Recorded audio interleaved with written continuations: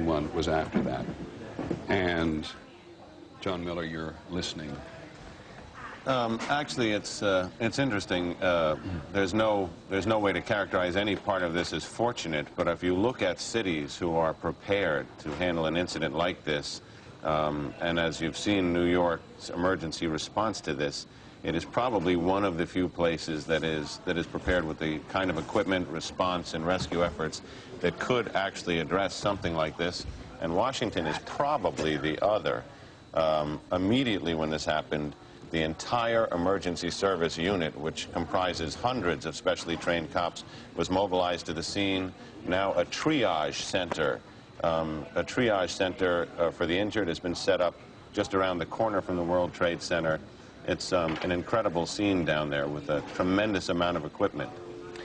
The Federal Aviation Administration has actually gone even further than it did a few minutes ago. It was asking all planes not to take off. Now the FAA has ordered all aircraft currently in the air over the United States to land at the nearest airport. Now you can imagine what may be happening, or what they think might be happening in some part of the country, that there is somebody else on some aircraft coming from somewhere or going somewhere with evil intentions. And so all aircraft currently in the air over the United States have been ordered to land at the nearest airport. I think what you're going to see... I just want to check one thing, because one of the very first people the President talked to was the director of the FBI, and Pierre Thomas, who covers the Justice Department and the FBI for us, has been here. They may think they prepare for this kind of thing, Pierre, but man, it must have been a shock. Stunning shock. The FBI Special Operations Center is now in full alert. The FBI extremely concerned that there would be additional attacks. Normally when you have a situation like this, they immediately get on the line with the CIA, the various intelligence agencies, trying to get a sense of who might have been planning something. But right now, the first order of business is to protect against a second attack, third attack. The feeling is normally when you have this kind of situation, there will be more attacks almost immediately. Let's go to the Trade Tower again, because, John, we now have what do we have? We don't... Wow.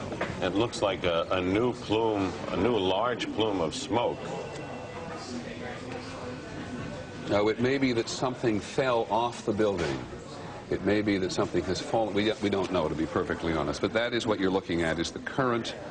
That's the scene at this moment at the World Trade Center. Dan Dahler from ABC's Good Morning America is down in the general vicinity. Dan, can you tell us what has just happened? Yes, Peter, it's Don Dahler down here. I'm 4 blocks north of the World Trade Center. The second building that was hit by the plane has just completely collapsed. The entire building has just collapsed, as if a demolition team set off. When you see the old demolitions of these old buildings, it folded down on itself, and it is not there anymore. That should be it. Thanks very much, completely collapsed. The whole side has collapsed? The whole building has collapsed. The whole building has collapsed? The building has collapsed. That's the southern tower you're talking about. Exactly. The second building that we witnessed the airplane enter.